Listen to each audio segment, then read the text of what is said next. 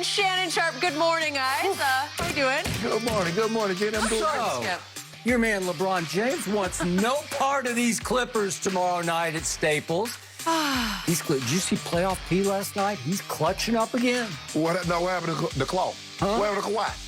They triple teamed him the they whole didn't. game because they knew Toronto knows just 13? how deadly he can be. Took 6 shots. LeBron come up a bum. I ain't gonna get you 18, 19. Yeah, well, he's still bumming out.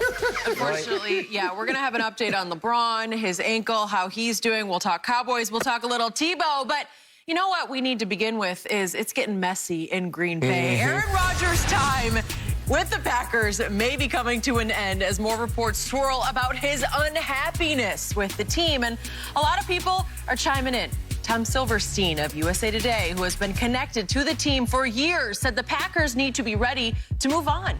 And meanwhile, Terry Bradshaw called Rodgers weak for getting this upset about the situation. And former Packers quarterback Brett Favre said, quote, if he has a grudge, whether it be against the organization or a player or an arch rival, family, friends, he ain't budging, even if it's resolved. But he feels like they have one up on him. He ain't gonna play. Shannon, some strong words from a lot of people. What should the Packers do here? Let it go. Move on. You drafted a replacement. That's why you traded up in the draft to draft Jordan Love. Skip, I mentioned this last week. And Brett Favre would know Aaron Rodgers because he's been around him, talked to him in a private setting more so. I don't really know Aaron Rodgers. But just observing from a distance and seeing how he's handled some of the things in his personal life, Brett Favre is absolutely right. By the way, Brett Favre has experienced that firsthand because they've been at war. Exactly. Right? Even Andrew Brandt, who used to be an executive for the Packers, said Brett Favre's camp just about every year would say, do you know what it's like to come to work with your replacement? So Brett is speaking from, like you said, Skip, from firsthand knowledge. But dealing with Aaron Rodgers, Skip, it seems to me, this is how it normally works. And Skip, a lot of times I use relationships because I believe a lot of our audience have been through a relationship. And sometimes in a relationship, when one party feels they have the power or they make the most money, they have the bigger Q rating or whatever the case may be, Skip, they feel they can talk to you any type of way and you'll accept it. The Packers felt they had the advantage and they could do whatever they want and Brett would accept it. Why would a CEO, why would Mark Murphy tell Aaron Rodgers, don't you be the problem, if he didn't think he had the power? Why would they handle it in such a way? Skip, it was reported, now I don't know if it's true, but it's reported that the Bears gave Andy Dalton a heads up that they're taking Justin Fields. Andy Dalton! They should have made Andy Dalton go pick up Justin Fields from the airport. But they couldn't tell Aaron Rodgers, like, look, Aaron, we're probably gonna move. If he's there and he's come to us, we're gonna select a quarterback. We might even move up and take him. You could have given him that common courtesy. Skip, my college coach, Bill Davis, used to tell us all the time, he said, guys, I'm gonna treat all of you fair, but I'm not gonna treat you all the same. And Skip, you've been around it long enough, you know certain players get treated differently. And at some point in time, love is like an eclair. Once it goes cold, it can't be reheated. And even Tom Brady had his breaking point. He got tired. Even it took him 20 years, Skip, to build it up. But he got tired of Coach Belichick treating him, number one, like 43 on the roster. He said, enough is enough.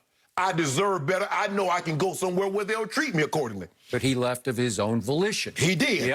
Aaron Rodgers believed that he can go somewhere, and they will give him the common courtesy of someone of his ilk deserves.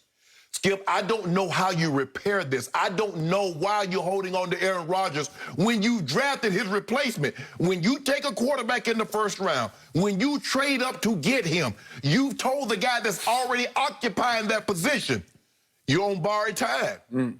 When the Chiefs moved up to get Patrick Mahomes, what do you think Alex Smith was thinking, Skip? When they traded up to Texas to get Deshaun Watson, what do you think the quarterback was thinking? So what do you think Aaron Rodgers, like, hold on, I'm a two-time MVP. None of those guys went to the championship game. Aaron Rodgers said, I did just take the team to a championship game, and y'all still think I'm washed up. So now he has the power. I take you back to the championship game. I go 48 touchdowns, 4 interceptions. I have the power. I don't like the way you've talked to me, and I was just waiting for this moment, Skip. And I told you, the moment he get that sledgehammer back in his hand, he gonna break some glass. Aaron Rodgers went out. I don't know how they repaired this, Skip. Too much damage has been done, and Aaron is the guy, Skip, he'll hold a grudge. He gonna hold that grudge until he gets up out of there. It's only a matter of time. Gutekunst could say all he wants to. Now, all of a sudden, we're committed to him long-term to 21 and beyond. No, you weren't. No, you were not, and he knows you're lying. Skip, just let it go. Just let it go. TB, Skip, TB's my guy. I've known Terry Bradshaw. We're in the Hall of Fame together. And when we talk, and I don't get just a chance to talk to him much, but when I talk to TB, Terry Bradshaw, Skip, we really never talk about football. We always talk about his farm, his cattle. He have big cattle farmer, bring us bulls, bring us cattle, beef cattle. Skip, TB, you retired in '84. I retired in 2004. Things are different now. And I had to come to that realization, Skip. I'm like, but that's the way we did it. And that's the way we did it. And then I started hearing myself, listening to myself, like, damn, I'm that grumpy old guy that everybody talked about when I was playing. Things are different now, Skip. Their players have more control now. It used to be the team had all the control. They controlled you until you couldn't play anymore, and then you ended up like Johnny Unitas, or you ended up like Joe Namath, but not anymore.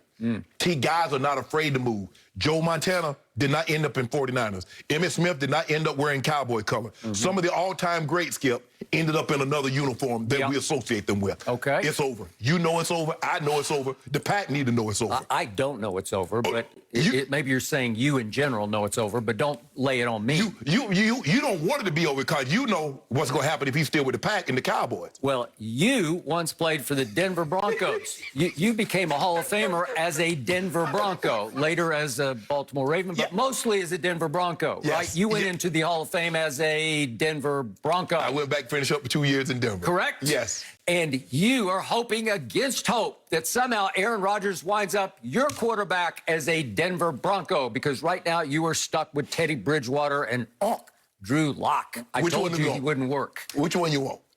Okay, so maybe that'll happen, because I think Denver would be first in line if they open up the auction to all comers. You know, come one, come all, take your best shot for Aaron Rodgers. And that well may happen maybe after June 1st. So let's go back to TB, the man you call him, Terry Bradshaw. I also have known Terry Bradshaw for a long, long time, back to our days. We used to play basketball with and against each other at Las Colinas Sports Club in Dallas, Texas, when he was first trying to get into this business as a commentator.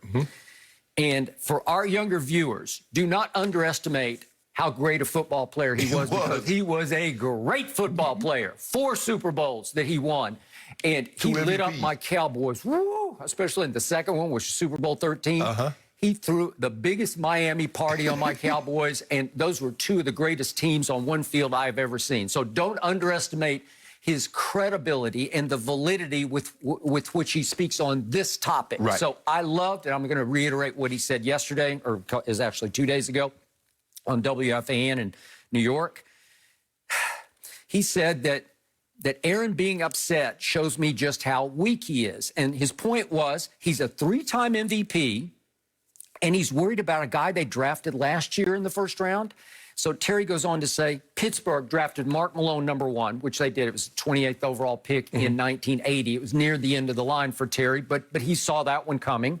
And in '77, they had drafted Cliff Stout. Terry can remember what he said, 3rd or 4th round, his 5th round, but still, he was coming also. So he said, that they have him coming at me from all angles. I embraced it because when we went to practice, I wasn't worried about any of those guys. They didn't scare me a bit. That's Terry Bradshaw's confidence. Once upon a time, early in his career, he briefly lost his job to Jefferson Street Joe Gillum. Tennessee State, Nashville, Tennessee. Okay, so then he goes on to say, here's what I would do if I were the Packers. I wouldn't budge. I'd let him gripe, let him cry, retire. You're 38, go ahead and retire, see you later. There's a big part of me that is so with that, like, go, Terry, go. I know it's old school. I know it's tough, but it's what made Terry Bradshaw Terry Bradshaw. And there's a big part of me that says, just let it, like he goes on to say, hey, just let him retire and go do Jeopardy. And I'm good with that. You might be sort of what they call cutting off your nose to spite your face, because then you wouldn't have anything to show for it. Aaron wouldn't have anything to show for it either, if in fact he wants to go on playing football, and I'm not totally convinced of that. You know, he's got so many outside interests, and he has all but campaigned to become the permanent host of Jeopardy.